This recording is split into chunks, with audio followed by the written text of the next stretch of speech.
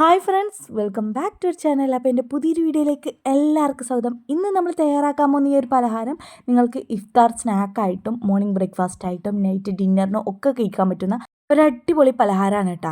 അപ്പോൾ അത് തയ്യാറാക്കാനായിട്ട് ഇതുപോലെ ഒരു പാത്രത്തിലേക്ക് 1.5 കപ്പ് അളവ് ഗോതമ്പ് പൊടിയും 1/2 കപ്പ് മൈദപ്പൊടി എടുത്തിട്ടുണ്ട്. ഇനി ഗോതമ്പ് പൊടി മാത്രം മതിയെങ്കിൽ അത് എടുക്കാം, അല്ല മൈദ മാത്രം മതിയെങ്കിൽ അതും എടുക്കാം കേട്ടോ, അല്ലെങ്കിൽ രണ്ട് മിക്സ് ആക്കിയിട്ടും എടുക്കാം. ഇനി ഇതിലേക്ക് 1 ടീസ്പൂൺ ഈസ്റ്റ് ചേർത്ത് കൊടുക്കുക, പാകത്തിനുള്ള ഉപ്പിട്ട് കൊടുക്കുക. എന്നിട്ട് ഇതെല്ലാതും കൂടെ നന്നായിട്ട് അങ്ങോട്ട് മിക്സ് ചെയ്തെടുക്കാം. നിങ്ങൾക്ക് എത്രയാണ് ഉണ്ടാക്കാൻ വേണ്ടി ഉദ്ദേശിക്കുന്നത് അതിനനുസരിച്ചിട്ട് മാവിൻ്റെ അളവ് കൂട്ടിയും കുറച്ചിട്ടൊക്കെ എടുക്കാവുന്നതാണ് കേട്ടോ. അപ്പോൾ നമ്മൾ ഈസ്റ്റും ഉപ്പും ചേർത്തിട്ട് മാവ് നല്ലപോലെ മിക്സ് ചെയ്തെടുത്തിട്ടുണ്ട്.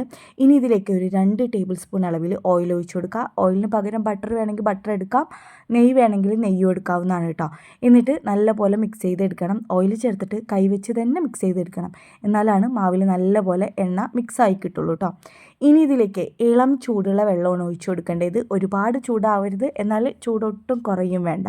ഒരു ഇളം ചൂടുള്ള വെള്ളം ഒഴിച്ചു കൊടുക്കുക. മാവ് നല്ല സോഫ്റ്റായിട്ട് തന്നെ കുഴച്ചെടുക്കുക. ചൂടുവെള്ളം ആയതുകൊണ്ട് തന്നെ ഏറിപ്പോവും, അതുകൊണ്ട് നോക്കിയിട്ട് കുറച്ചായി ഒഴിച്ചു കൊടുത്തിട്ട് വേണം കുഴച്ചെടുക്കാനായിട്ട്. നല്ലപോലെ സെറ്റാക്കി എടുത്തു കഴിഞ്ഞാൽ കുറച്ചുകൂടെ ഓയിലൊന്ന് ആക്കി കൊടുക്കുക. മാവ് നല്ല സോഫ്റ്റായിട്ട് വീണ്ടും കുഴച്ചെടുക്കുക. കുഴച്ചെടുത്ത മാവ് റെസ്റ്റ് ചെയ്യാൻ വേണ്ടി വെക്കുക. ഏകദേശം ഒരു മണിക്കൂറെങ്കിലും റെസ്റ്റ് ചെയ്യാൻ വേണ്ടി വെക്കണം കേട്ടോ. അപ്പോൾ അത് നമ്മൾ മാറ്റി വെച്ചിട്ടുണ്ട്. ഇനി ഇതുപോലെ ഒരു പാത്രത്തിലേക്ക് കുറച്ച് ബോൺലെസ് ചിക്കൻ പീസ് എടുത്തിട്ടുണ്ട്. അതിലേക്ക് പാകത്തിനുള്ള ഉപ്പിട്ട് കൊടുക്കുക. ഗരം മസാലപ്പൊടിയും മുളക് പൊടിയും മഞ്ഞൾപ്പൊടിയും മല്ലിപ്പൊടിയും ചേർത്ത് കൊടുക്കുക. മഞ്ഞൾപ്പൊടി ഒരു നുള്ളി ചേർത്താൽ മതി കേട്ടോ. അതുപോലെ നിങ്ങൾക്ക് എത്രയാണ് എരിവ് വേണ്ടത് നോക്കിയിട്ട് പാകത്തിനുള്ള മുളക് പൊടി ചേർത്ത് കൊടുക്കുക. ഇനിയിപ്പോൾ മുളക് പൊടിക്ക് പകരം പച്ചമുളക് ചതച്ചതോ അല്ലെങ്കിൽ ചില്ലി ഫ്ലാക്സ് ചേർക്കണമെങ്കിൽ അതും ചേർത്ത് കൊടുക്കുക.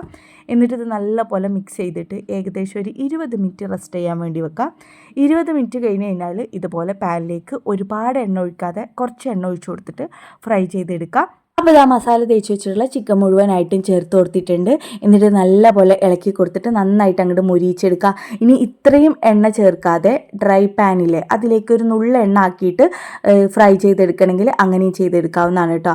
അപ്പോൾ ഇതാ ചിക്കൻ നല്ലപോലെ മുരിഞ്ഞ് വന്നിട്ടുണ്ട്. ചെറിയ കുഞ്ഞു പീസുകളാക്കിയിട്ടാണ് കേട്ടോ ഞാനിത് മസാല തേച്ച് വെച്ചിട്ടുണ്ടായിരുന്നത്.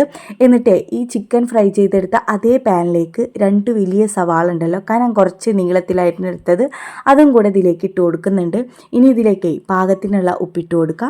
എരിവിനാവശ്യമായിട്ടുള്ള കുരുമുളക് പൊടി ചേർത്ത് കൊടുക്കുക. ഇനി ഇതിലേക്ക് വേറെ മസാലപ്പൊടികളൊന്നും ചേർത്ത് കൊടുക്കുന്നില്ല കേട്ടോ. അപ്പോൾ ഇതിലേക്ക് കുറച്ച് കുരുമുളക് പൊടിയും കൂടെ ചേർത്തിട്ട് ഒരുപാട് വഴറ്റിയെടുക്കാതെ ജസ്റ്റ് കുറച്ച് നേരം ഒന്ന് വഴറ്റിയെടുക്കുന്നേ ഉള്ളൂ കേട്ടോ. സവാള നല്ലപോലെ മുരിഞ്ഞ് വരുമൊന്നും വേണ്ട, ഒന്ന് കുഴഞ്ഞ് വരില്ലേ, ആ ഒരു പരുവാണ് ആക്കിയെടുക്കേണ്ടത്. അപ്പോൾ അതാ നമ്മൾ കുരുമുളക് പൊടി ചേർത്തിട്ട് നന്നായിട്ട് ഇളക്കി കൊടുത്തിട്ടുണ്ട്. അവസാനം കുറച്ച് മല്ലിയിലയും കൂടെ ചേർത്ത് കൊടുത്തിട്ട് ഒന്ന് മിക്സ് ചെയ്തെടുത്തിട്ട് ഫ്ലെയിം ഓഫ് ചെയ്ത് കൊടുക്കുന്നുണ്ട്. ഇനി നമ്മൾ നേരത്തെ ഫ്രൈ ചെയ്ത് വെച്ച ചിക്കനിലേക്ക് ഇത് നമ്മൾ കേബേജാണ് കേട്ടോ ചേർത്ത് കൊടുക്കുന്നത്. കേബേജ് നമ്മളിങ്ങനെ പോളകളാക്കി മാറ്റിയെടുത്തിട്ട് തിളച്ച വെള്ളത്തിലേക്ക് ഇട്ട് കൊടുത്തിട്ട് ഒന്ന് ബോയിൽ ചെയ്തെടുക്കില്ലേ, അങ്ങനെ ആക്കിയിട്ട് നീളത്തിൽ കട്ട് ചെയ്തെടുത്താണ്. അങ്ങനെ ചേർക്കണമെങ്കിൽ അങ്ങനെ ചേർക്കുക, അല്ലെങ്കിൽ പച്ചയ്ക്ക് ചേർക്കണമെങ്കിൽ അങ്ങനെയും ചേർത്ത് കൊടുക്കുക. ഇനി ഇതിലേക്ക് കുറച്ച് ഗ്രേറ്റ് ചെയ്തെടുത്ത ക്യാരറ്റും കൂടെ ചേർത്ത് കൊടുക്കുന്നുണ്ട്.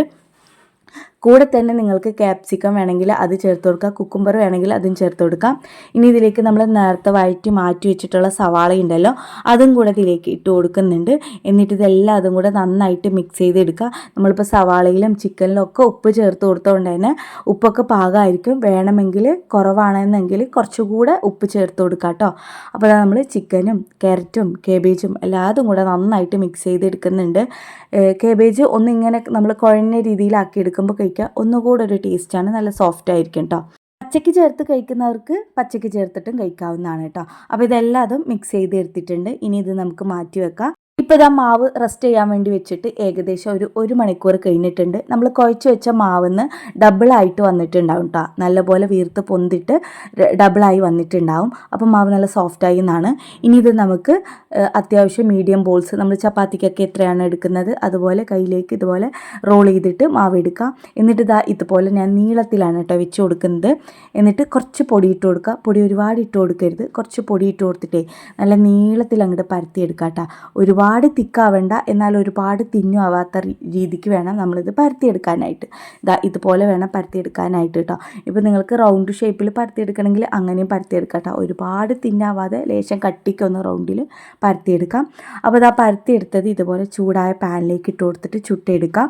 ഞാനിവിടെ 2 എണ്ണം ഇട്ട് കൊടുത്തിട്ടുണ്ട് കേട്ടോ, കുറച്ച് വലിയ പാൻ ആയതുകൊണ്ട്. എന്നിട്ട് നമ്മൾ തിരിച്ചും മറിച്ചൊക്കെ ഇട്ട് കൊടുക്കുക. എന്നിട്ട് ഇതേപോലെ നന്നായിട്ട് വീർത്ത് പൊന്തി വരണം കേട്ടോ. നല്ല പഫ് പോലെ പൊന്തി വന്നാലാണ് ഇനി നമുക്ക് അടുത്ത സ്റ്റെപ്പ് ഷേപ്പ് ചെയ്യുമ്പോൾ പെർഫെക്റ്റ് ആയിട്ട് കിട്ടുള്ളൂ കേട്ടോ. അപ്പോൾ അതാ നമ്മൾ ചുട്ടെടുക്കുന്നുണ്ട്. ബാക്കിയുള്ളതും ഇതുപോലെ തന്നെ ചുട്ടെടുക്കാം. ഇനിയിപ്പോൾ ഓരോന്ന് വെച്ചിട്ട് വേണമെങ്കിൽ ഓരോന്നും ചുട്ടെടുക്കാം. ഇനിയിപ്പോൾ അഥവാ പൊന്തി വരുന്നില്ല എന്നുണ്ടെങ്കിൽ ജസ്റ്റ് നമ്മളിങ്ങനെ കോട്ടൻ്റെ തുണി ഉണ്ടല്ലോ അത് വെച്ചിട്ട് ഓരോ ഭാഗത്ത് ഇങ്ങനെ പ്രസ് ചെയ്ത് കൊടുത്തു കഴിഞ്ഞാൽ നല്ലപോലെ വീർത്ത് പൊന്തി വരും. നമ്മൾ ചപ്പാത്തിയൊക്കെ ചുട്ടെടുക്കുന്ന പോലെ തന്നെയാണ് കേട്ടോ ഇതും ചുട്ടെടുക്കുന്നത്. ഇതുപോലെ ഒരു കോട്ടൺ തുണി വെച്ചിട്ട് ആക്കി കൊടുക്കുമ്പോൾ നല്ലപോലെ വീർത്ത് പൊന്തി വരും കേട്ടോ. നന്നായി വീർത്ത് പൊന്തി വന്നാലാണ് നമുക്കിത് കട്ട് ചെയ്യുമ്പോൾ അതിൻ്റെ ഉള്ളിൽ ഫില്ലിങ്സ് വെക്കാൻ വേണ്ടി പറ്റുള്ളൂ കേട്ടോ. അപ്പോൾ അതാ നമ്മളങ്ങനെ ചുട്ടെടുത്തത് ചൂടാറാൻ വേണ്ടി മാറ്റി വെച്ചിട്ടുണ്ട്. ചൂടാറിയ ശേഷം ഇതിൻ്റെ സെൻറ്ററിലായിട്ട് ഇതുപോലെ അങ്ങോട്ട് കട്ട് ചെയ്തെടുക്കാം. കട്ട് ചെയ്ത് കഴിഞ്ഞാൽ ഇതുപോലെ നമുക്കുള്ളിൽ ഫില്ലിങ്സ് വെക്കാനായിട്ട് കിട്ടും. ഈ ഒരു രീതിക്ക് വേണം കേട്ടോ നമുക്ക് കിട്ടാനായിട്ട്. അപ്പോൾ എല്ലാതും ചുട്ടെടുത്തിട്ട് ഇതുപോലെ ഞാൻ മാറ്റിയെടുത്തിട്ടുണ്ട് കേട്ടോ. ഇനി ഇതിൻ്റെ ഉള്ളിലായിട്ട് കുറച്ച് ടൊമാറ്റോ സോസ് ആക്കി കൊടുക്കുന്നുണ്ട്. മയോണൈസ് ഉണ്ടെങ്കിൽ അതും ആക്കി കൊടുക്കാൻ നിർബന്ധമൊന്നുമില്ല കേട്ടോ. എന്നിട്ട് നമ്മൾ റെഡിയാക്കി വെച്ചിട്ടുള്ള ഫില്ലിങ്സ് ഉണ്ടല്ലോ അത് വെച്ചിട്ട് ഫില്ല് ചെയ്തെടുക്കാം കേട്ടോ. അപ്പോൾ എല്ലാതും ഇതുപോലെ തന്നെ ചെയ്തെടുക്കാം. ടൊമാറ്റോ സോസ് ഉണ്ടെങ്കിൽ ആക്കി കൊടുക്കുക, ഇല്ലെങ്കിൽ കുഴപ്പമില്ല കേട്ടോ. അപ്പോൾ എല്ലാതും ഇതുപോലെ ഫില്ല് ചെയ്തെടുക്കാം കേട്ടോ. അടിപൊളി ടേസ്റ്റാണ്, കുട്ടികൾക്കൊക്കെ ഒരുപാട് ഇഷ്ടപ്പെടും. വൈകുന്നേരം സ്നാക്കായിട്ടും മോർണിംഗ് ബ്രേക്ക്ഫാസ്റ്റ് ആയിട്ടും ഒക്കെ ട്രൈ ചെയ്ത് നോക്കാവുന്നതാണ്. അപ്പോൾ വീഡിയോ ഇഷ്ടപ്പെട്ടാൽ ലൈക്ക് ചെയ്യുക, ഷെയർ ചെയ്യുക, കമൻറ്റ് ചെയ്യുക. ചാനൽ ഇഷ്ടപ്പെടുകയാണെന്നുണ്ടെങ്കിൽ ചാനൽ ഒന്ന് സബ്സ്ക്രൈബ് ചെയ്ത് സപ്പോർട്ട് ചെയ്യുക. പുതിയ വീഡിയോസായി വീണ്ടും കാണാം. Thanks for watching my video. By.